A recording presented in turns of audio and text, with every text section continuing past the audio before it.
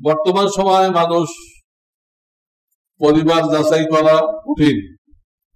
আমার ছেলে মেয়ের বিবাহের প্রস্তাব আসলে কিভাবে সিদ্ধান্ত নিব, এই ব্যাপারে শরিয়াতের বিধান। নবীজি বলেছেন মানুষ অনেক কিছু দেখে, হ্যাঁ, তার সৌন্দর্য দেখে, মাল দৌলত দেখে, বংশ দেখে, অনেক কিছু দেখে, কিন্তু তোমরা দিনদারিকে প্রাধান্য দাও। তোমরা দিনদারিকে প্রাধান্য দাও, তুমি কামিয়াব হয়ে যাইবা, সুখে থাকবা। নবীজি বলেন আমাদের যা লাগবে সব কিছু বলে দিয়ে গেছে, একটা বাকি দেখেন, দিনদার দেখেন। আর লোকেরা যেগুলো দেখে ওগুলো পাইলে ভালো, না পাইলে ভালো, তিনটাও পাইতে পারেন, দুটাও পাইতে পারেন, যা যত পাওয়া যায়। এক নম্বর থাকবে কি, তারপর ওইগুলো থাকুক বা না থাকুক দেখা হবে না, থাকুক বা না থাকুক, দিনদারি হলো মূল, এটা হলে সব হবে।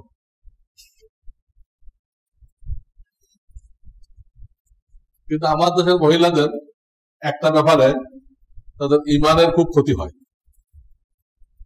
ইমানের কি হয়, খুব ক্ষতি হয়। তার স্বামীর যদি শারীরিক এবং আর্থিক সামর্থ্য থাকে, শারীরিক আর্থিক, এবং সে একাধিক বিবির মধ্যে ইনসাফ রক্ষা করতে পারে, ইনসাফ,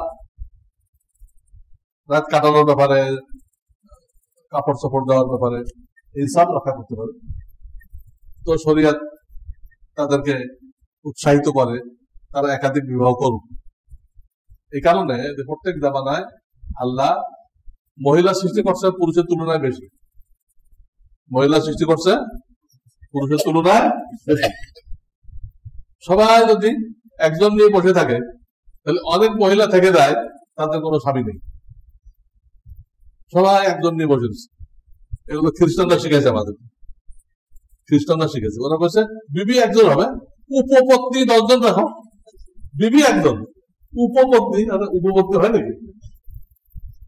হ্যাঁ, ইসলামে কোনো উপপত্নী আছে কি? সেটা উপপত্নী না, তো পেতনি, কোন উপপত্নী নেই। তফিক চাইলে 2টা করেন, 3টে করেন, 4টে করেন। আল্লাহ তো 2 তো শুরু করছে, 1 তো বলছে অনেক পরে যায়। যার ইনসাফ করার ক্ষমতা নেই, আর্থিক তৌফিক নেই, শারীরিক ক্ষমতা নেই, তার কথা তুমি আর কি করবা, আজব মানুষ, তুমি একটা লয়ে থাকো। কিন্তু শুরু করছে কটা দিয়ে,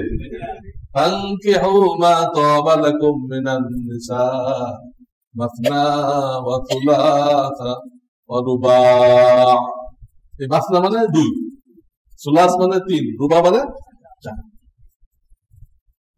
এক তো বলে নাই, এক তো পরে বলছে। মাজুবদের জন্য সব মানুষকে মাজুব, সব মানুষকে মাজুব, এত টাকার মালিক হয়ে লাভ হলো কি? আমি যে কথাটা বলতে চাইছিলাম, আমাদের দেশের মেয়েদের ইমানের ক্ষতি হয়। কোন দিক দিয়ে ক্ষতি হয়? স্বামী যদি একটা বিয়ে করতে চায় তা তৌফিক আছে, শরিয়াতে তার জন্য বৈধ, তো প্রথম স্ত্রী এটা মত দিবে না। তার চাহিদা হলো আমার স্বামী আর কোনো বিবাহ না করুক। আল্লাহর চাহিদা হলো তোমার তৌফিক আছে, তুমি আরো করো। এখন 2 চাহিদা একসাথে হয়ে গেছে। আগের স্ত্রীর চাহিদা তুমি আর বিয়ে করো না, আমাদের নিয়ে থাকবে। আর আল্লাহর চাহিদা কি? তোমার তৌফিক আছে, তোমাকে মাল দিছি, শক্তি দিছি, ইনসাফ করার যোগ্যতা দিছি, তুমি করো, যাতে সমাজে কোনো মহিলা অবিবাহিতা না থাকে। 2 চাহিদা 2 রকম হয়ে গেছে। এখন আমাদের বিবিধ দায়িত্ব কি? নিজের চাহিদাকে প্রাধান্য দেওয়া না আল্লাহর চাহিদাকে প্রাধান্য দেওয়া? হ্যাঁ, আল্লাহটা। এটা কি পারে আমাদের দেশের মেয়েরা? পারে না। এখানে তারা ফেল, এখানে আমাদের দেশের মেয়েরা ফেল। তারা আল্লাহ চাহিদাকে গুরুত্ব দেয় না, নিজেরটাকে আল্লাহ তার উপরে দিয়ে গেছে। তার ইমানের অবস্থা কি? যে আল্লাহর চাহিদার উপরে নিজের চাহিদাকে প্রাধান্য দিল, তার ইমানের অবস্থা কি? আল্লাহ ধরবে না এটা? এই দিক দিয়ে আরবের মেয়েরা ভিন্ন। আরবের মেয়েরা ভালো, এরা স্বামীকে উৎসাহিত করে, তুমি একটা বিয়ে করো, এই সাংসারিক এত কাজ আমি পারি না, একা সামলাইতে।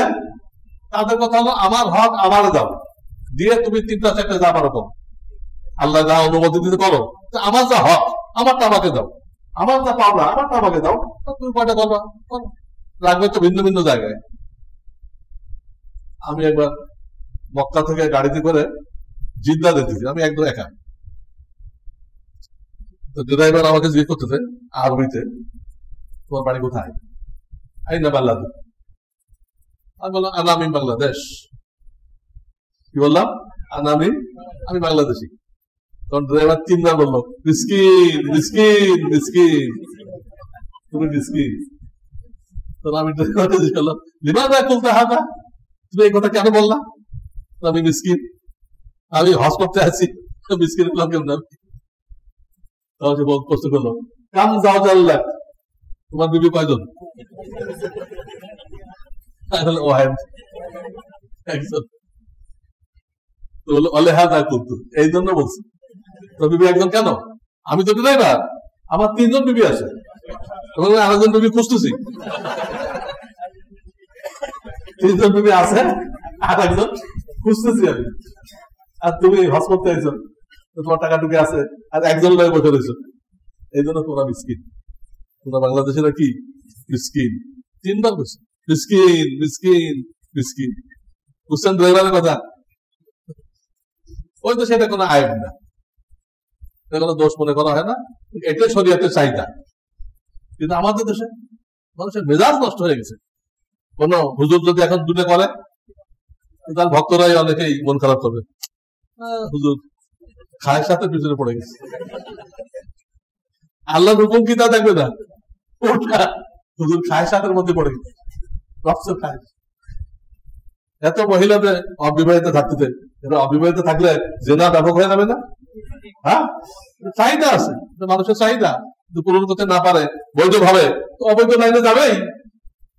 কোনো আইন করে ঠেকাইতে পারবেন না, কোনো আইন করে ঠেকাইতে পারবেন না। কথা বুঝছেন? জর্ডানের যে তবলিগ মার্কাজ যারা আমির জর্ডান, সে একদিন উৎসাহিত করছে মুসাল্লিদেরকে, তোমাদের যাদের সমর্থ আছে 2 বিবাহ করো, একটা নিয়ে বসে থাকলে অনেক মেয়ে বাদ পড়ে যাবে। উনি তাশকিল করছে এটা।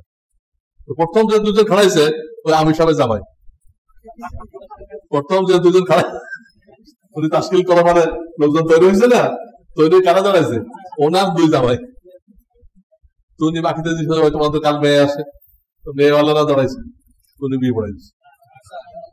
নিজের জামাইকে কি করছে, আরেকজনের মেয়ের সাথে বিয়ে পড়াইছে। এই হলো ইসলাম। আর আমরা বুঝছি উল্টা।